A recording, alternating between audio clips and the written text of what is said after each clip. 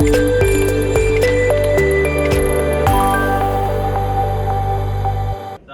ఒక 100 కోట్ల ఇన్వెస్ట్మెంట్ ఒక లార్జ్ స్కేల్ ఇండస్ట్రీగా రావాలని దాదాపుగా అన్ని రకాలైనటువంటి home appliances, white goods, especially premium products, refrigerators, washing machine, LED TV, air condition, coolers, ఇలా ప్రీమియం ప్రోడక్ట్స్ను మ్యానుఫ్యాక్చరింగ్ హబ్ తేవాలని చెప్పని దానికోసమే ఈ మీటింగ్ కండక్ట్ చేయడం జరిగింది. అందుకు మీ అందరి సహకారాలు కావాలి. ఒక తెలుగు కంపెనీ ఎక్కడో కర్ణాటకలో ఉండి 7 సంవత్సరాలుగా సక్సెస్ అవుతున్నటువంటి కంపెనీ ఇవాళ ఆంధ్రప్రదేశ్లో రావాలి. నా రాష్ట్రానికి నేను పుట్టి పెరిగినటువంటి రాయలసీమ ప్రాంతంలో ఒక కంపెనీని ఎస్టాబ్లిష్ చేయడం, ఒక ఫ్యాక్టరీని ఎస్టాబ్లిష్ చేసి అక్కడ కనీసం ఒక 500 మందికి ఉద్యోగాల అవకాశాలు కల్పించాలన్న ఉద్దేశంతో అక్కడ ఒక పెద్ద హబ్ లాగా రావాలని కోరుకుంటున్నాను. అందుకు తగ్గ ప్లానింగ్, ఇన్ఫ్రాస్ట్రక్చర్ ప్లానింగ్, ప్రతి డిజైన్ మేము రెడీ చేసుకున్నాము. ఈ విషయమే మేము గవర్నమెంట్తో కూడా చర్చించి రిక్వెస్ట్ చేస్తున్నాము. దేవుడు మాకు అక్కడ అవకాశం ఇస్తే కనీసం అంటే 100 కోట్ల ప్రాజెక్ట్ ఖచ్చితంగా వస్తుందండి. ఒకే స్టేజ్లో రాదు. I hope everybody knows about it. Different స్టేజెస్లో వస్తుంది. 5 years down the line 100 crores project రావడమే కాకుండా కనీసం అంటే మా అంచనా ప్రకారం 750 కోట్ల టర్న్ ఓవర్ చేయగలిగే కెపాసిటీ మేము తేగలము. కేవలం డొమెస్టిక్ బిజినెసే కాకుండా ఎక్స్పోర్ట్స్ కూడా ప్లాన్ చేస్తున్నాము. మా ప్రొడక్ట్స్కి డిష్ వాషర్కి ఎస్పెషల్లీ పేటెంట్ రైట్స్ ఉన్నాయి. ఈ పేటెంట్ రైట్స్ని బేస్ చేసుకొని దాదాపుగా 18 కంట్రీస్కి మేము ఎక్స్పోర్ట్ చేయాలని ప్లాన్ చేస్తున్నాము. ఆల్రెడీ మాకు రష్యా కంపెనీతో కొన్ని డిస్కషన్ జరుగుతున్నాయి ఎక్స్పోర్ట్స్కి. ఎస్పెషల్లీ వాళ్ళు ఫ్రిడ్జ్ అండ్ వాషింగ్ మిషన్ చాలా ఇంట్రెస్ట్ చూపిస్తున్నారు. అది కనుక మనకు సక్సెస్ అయితే ఎక్స్పోర్ట్స్ అనేది మనకు ఇంకొక మోటో అవుతుంది. మనకు ఉన్నటువంటి ఛానల్స్, సేల్స్ ఛానల్స్ ఏదైతే డీలర్స్, డిస్ట్రిబ్యూషన్, రిటైల్ అండ్ ఈ కామర్స్తో పాటు ఎక్స్పోర్ట్స్ కూడా మనకు మోటో అవుతుంది. వీటన్నిటిని బేస్ చేసుకుని మేము 100% కాన్ఫిడెన్స్తో 5 సంవత్సరాల లోపల 750 కోట్లు టచ్ చేయగల కంపెనీగా మేము రాబోతున్నాము. మాకు ఆ కెపాసిటీ ఉందండి. మేము ఆల్రెడీ మార్కెట్లో గత 7 సంవత్సరాలుగా ఉన్నాము. ఒక మంచి కంపెనీని, ఒక తెలుగు కంపెనీని ఎంకరేజ్ చేయండి.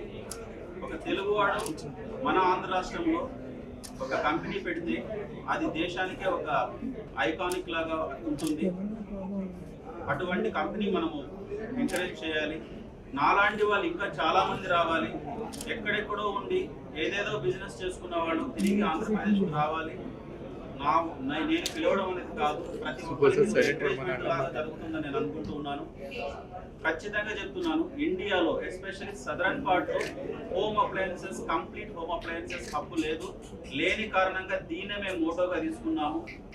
ఎక్స్పీరియన్స్ లేక మేము రాలేదు. ఆల్రెడీ మేము ఎస్టాబ్లిష్డ్ కంపెనీ కాబట్టి, డీలర్ డిస్ట్రిబ్యూషన్ ఆల్రెడీ మేము సక్సెస్ఫుల్గా రన్ చేస్తున్నాం కాబట్టి బిజినెస్గా మాకు ఎటువంటి ఇబ్బంది లేదు.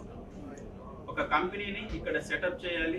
దానికి గవర్నమెంట్ సహకారము, మీడియా సహకారము, ప్రజల సహకారము మాకు పుష్కలంగా ఉండాలని ప్రతి ఒక్కరిని కోరుకుంటున్నాను. Thank you so much. Consumer అప్లయన్సెస్లో ఫ్రాడ్ జరగదండి. సర్వీసెస్లో ఇబ్బందులు ఉంటాయి, సర్వీస్ ప్రాబ్లమ్స్ ఉంటాయి, ఫ్రాడ్ ఉండదు. దానికోసం మాకు 2 ఛానల్స్ ఉన్నాయి. 24/7 అన్న కంపెనీతో మేము సర్వీస్ అందిస్తున్నాము. అది కాకోకుండా రిటైల్ అవుట్లెట్స్ ఉన్నాయి. మావి ఇప్పుడు ఆల్రెడీ ఆంధ్రలో 20 అవుట్లెట్స్ ఉన్నాయి, కర్ణాటకలో 15 అవుట్లెట్స్ ఉన్నాయి. ఇవి కన్సూమర్కి అందుబాటులో ఉండడానికి, అంటే ఎటువంటి ఇబ్బందులు రాకోకుండా వాళ్ళు కన్సూమర్ని కాల్ సెంటర్ని అప్రోచ్ అవ్వలేని పరిస్థితి వస్తే డైరెక్ట్గా మా రిటైల్ అవుట్లెట్కే వెళ్ళి వాళ్ళ ప్రాబ్లమ్స్ కూడా సొల్యూషన్ చేసుకోవచ్చు. అందువల్ల మేము రిటైల్ అవుట్లెట్స్ కూడా స్టార్ట్ చేసాము. ఇప్పుడు ఆల్రెడీ 20 ఉన్నాయి. వీటిని ఈ ఇయర్లోనే 50 వరకు పెంచాలని కోరుకుంటున్నాము. దానికి తగ్గ ప్లానింగ్ కూడా ఉంది. కాకపోతే మేము చూస్తున్న సెగ్మెంట్ అంతా టైర్ 3 సిటీస్, టైర్ 2 సిటీలోనే పెడుతున్నాము ఇప్పుడున్నటువంటి షోరూమ్స్ అన్ని. ఎందుకంటే కొంచెం ఎడ్యుకేషన్ బాగా ఉన్నవాళ్ళు కావచ్చు, కొంచెం డెవలప్ అయిన వాళ్ళు కావచ్చు, కాల్ సెంటర్కి ఈజీగా అప్రోచ్ అవుతారు, కంప్లైంట్ రైజ్ చేస్తారు. తాలూకా లెవెల్లో ఉన్నవాళ్ళు, జిల్లా స్థాయిలో ఉన్నవాళ్ళు ఒకవేళ కాల్ సెంటర్ ద్వారా మమ్మల్ని అప్రోచ్ చేయలేకపోవచ్చు అన్న ఉద్దేశంతో దాదాపుగా అన్ని తాలూకాల్లోనూ, ఒక రకంగా చెప్పాలంటే మేజర్ తాలూకాల్లో మా షోరూమ్స్ ఉంటాయి. ఏవైనా ఇబ్బందులు ఉంటే మా సంస్థ తరపున వాళ్ళు ఎవరు రెస్పాండ్ కాకపోతే డైరెక్ట్గా షోరూమ్స్కి వెళ్ళి ప్రాబ్లమ్ సాల్వ్ చేసుకోవచ్చు. బట్ ఇంతవరకు అలా జరగలేదు. గత 5 సంవత్సరాల్లో మేము పెట్టినటువంటి ఏ ప్రోడక్ట్ పైన కూడా కన్సూమర్కు ప్రాబ్లం వచ్చి కస్టమర్ని అటెండ్ చేయలేదు అన్న రికార్డ్ అయితే ఇంతవరకు లేదండి. 100% మేము కన్సూమర్ ప్లేస్లోనే ఉంటాము. ఏ సమస్య వచ్చినా మా టెక్నీషియన్స్ వెళ్తారు, మా ఎంప్లాయీస్ వెళ్తారు, అది అక్కడికక్కడే రిజాల్వ్ చేయడం జరుగుతుంది. Of course certain major technical issues ఉంటాయి. ఇప్పుడు మాకు ఉంటే మేబీ టేక్స్ టైం. అటువంటి టైం ఖచ్చితంగా మేము మెన్షన్ చేస్తున్నాం, టైం బాండ్ చెప్తున్నాము, ఇన్ని రోజులు పడుతుంది అండి అని చెప్పని. బట్ కస్టమర్స్కి అయితే అలా లేదు. అందువలన మేము సక్సెస్ఫుల్గా రన్ అవుట్ చేయగలుగుతున్నాం.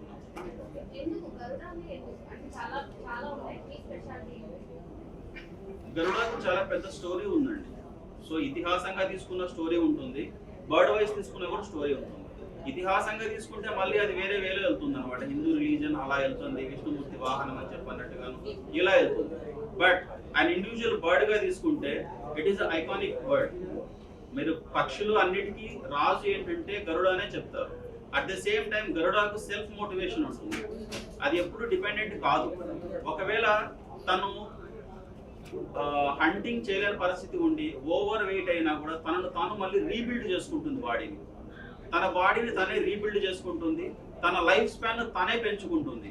ప్రతి పక్షి మహా అంటే ఒక 10 ఏళ్ళు 12 ఏళ్ళు బతకగలదు. ఒక్క గరుడ మాత్రమే మినిమం అంటే 70 to 80 years లైవ్ చేయగలదు. దాని కెపాసిటీని తనే జడ్జ్ చేసుకుంటుంది. తన దేనిపైన డిపెండెంట్ కాదు. అట్లా అదే కాకుండా ఏదైనా ప్రాబ్లం వస్తే ప్రాబ్లం చూసి భయపడే టైప్ కాదు ఈగలు. ఇప్పుడు వర్షం వచ్చిందంటే ప్రతిదీ మేఘాల కింద పోతే ఒక గద్ద మాత్రం మేఘం పైన పోతుంది. ప్రాబ్లమ్ ని ఈజీగా సొల్యూషన్ చేసుకునే కెపాసిటీ ఈగలకు ఉందండి.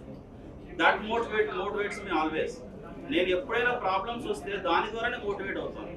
ఒక పక్షికి అంత టెక్నాలజీ ఉండి అంత కాన్ఫిడెన్స్ ఉన్నప్పుడు మనిషి అయి పుట్టినందుకు, ఇంత పరిజ్ఞానం ఉన్నందుకు, ఇంత సొసైటీలో ఉన్నందుకు మనల్ని మనం ఎందుకు బిల్డ్ చేసుకోలేకపోతున్నాం.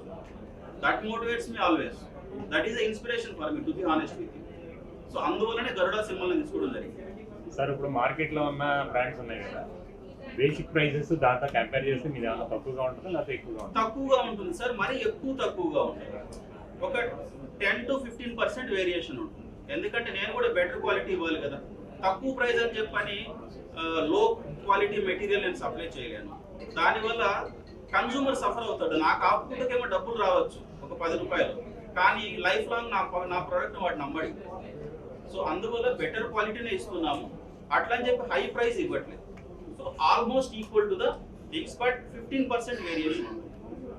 ఇప్పుడు ఒక వాషింగ్ మిషన్ తీసుకుంటే 8.5 kg అనుకుందాం అనుకోండి, లేదా 8 kg అనుకోండి. అదర్ బ్రాండ్స్ మేబీ ఒక 48,000 52,000 అలా ఉంటుంది అనుకోండి. మాది ఒక 42 నుంచి 45 మధ్యలో ఉంటుంది. It is not like again 25,000 23,000 అలా చేయట్లేదు. కస్టమర్ కూడా నమ్మడండి. అంత తక్కువ ప్రైస్కి ఇస్తే వీడు ఇంత తక్కువ ప్రైస్కి ఇస్తున్నాడు అంటే ఎలాంటి ప్రోడక్ట్ ఎలాంటి క్వాలిటీ ఇస్తున్నాడేమో, ఎందుకు దాన్ని తీసుకోవాలనే డౌట్ పడతారు. మరి ఇప్పుడు కస్టమర్స్ అంత సింపుల్గా లేరు. వాళ్ళు కూడా బాగా నాలెడ్జబుల్గా ఉన్నారు. వాళ్ళు కూడా గూగుల్లో సెర్చ్ చేస్తున్నారు. ఇన్వర్టర్ మోటార్ అంటే ఏంటి, తర్వాత డైమండ్ డ్రమ్ అంటే ఏంటి, సో సాఫ్ట్ లాక్ అంటే ఏంటి, స్మార్ట్ క్లోజర్ అంటే ఏంటి, వాళ్ళు ఈజీగా యాక్సెస్ చేస్తున్నారు. మీడియా రావడం అదొక అడ్వాంటేజ్ అయింది కస్టమర్కి. To be honest with you all. Sir ఇప్పుడు గరుడ బ్రాండ్ మొత్తం టర్నోవర్ ఎంత సార్? మేము స్టార్ట్ చేసింది ఒక స్టేట్లోనే స్టార్ట్ చేసాం కాబట్టి లాస్ట్ ఇయర్ టర్నోవర్ మాత్రమే 40 CR. ఈ ఇయరే మేము వింగ్స్ బాగా స్ప్రెడ్ చేసాము. సో ఈ ఇయర్ మేము ఎక్స్పెక్ట్ చేస్తున్నది సమ్వేర్ 75 CR. అదే మళ్ళీ అన్ప్రిడిక్టబుల్ ఫిగర్ ఏం కాదు. So it is easily achievable. మాకున్నటువంటి ఛానల్స్ మాకు ఈజీగా అప్రోచ్ అవుతుంది.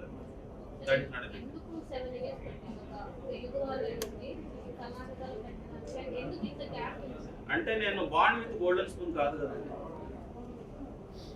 నేను బాండ్ విత్ గోల్డెన్ స్పూన్ ఏంటంటే మీరు చెప్పినట్లు it might take hardly 2 years. Services company లాంటి సాఫ్ట్వేర్ కంపెనీ లాంటిది అయితే ఇమీడియట్గా ఎక్స్టెండ్ అయిపోతుంది. మ్యానుఫ్యాక్చరింగ్ రిలేటెడ్ కాబట్టి ఇట్ టేక్ టైం మేడం, ఇండియాలో ఒక బిజినెస్ చేయడానికి ఓన్లీ 3 aspects ఉంటాయండి. First one is money, that is the motto to setup everything. The second is market నాకు సపోర్ట్గా ఉంటుందా లేదా. Third one is obviously government approval ఇస్తేనే నేను ఎవరైనా ఏదైనా చేయగలను. ఒకవేళ గవర్నమెంట్ అప్రూవల్ ఇచ్చింది అనుకోండి, ప్రాజెక్ట్ 100 కోట్లు ఉంటుంది. నా దగ్గర 5 కోట్ల కెపాసిటీ పెట్టుకుని 100 కోట్ల బోర్డుతో నేనేం చేయగలను? ఆటోమేటిక్గా వస్తే మనకు ఒక ఐకానిక్ లాగా ఉంటుంది, డేస్లో అపాయింట్మెంట్ దొరకచ్చు అని అనుకుంటున్నాను. నేను పుట్టిన అనంతపురం సత్యసాయి జిల్లా, నేను ఆల్రెడీ చెప్పాను, నేను పుట్టిన జిల్లాలోనే పెట్టాలనుకుంటున్నాను. పైగా మేము పెట్టింది చాలా డాట్ ఏరియా, మనకి ఇక్కడ కనిపించేటువంటి పచ్చదనం ఇక్కడ కనిపించదు. మీరు మా ఏరియాకి వస్తే ఇంత చల్లగా ఉండదు, ఇంత హ్యూమిడిటీ ఉండదు.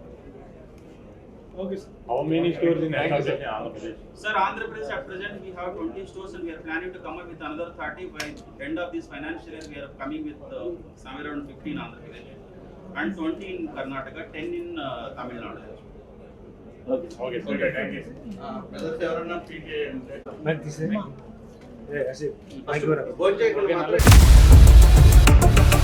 ఇండియా పాకిస్తాన్ తాజా అప్డేట్స్ కోసం డౌన్లోడ్ చేసుకోండి RTV లైవ్ యాప్.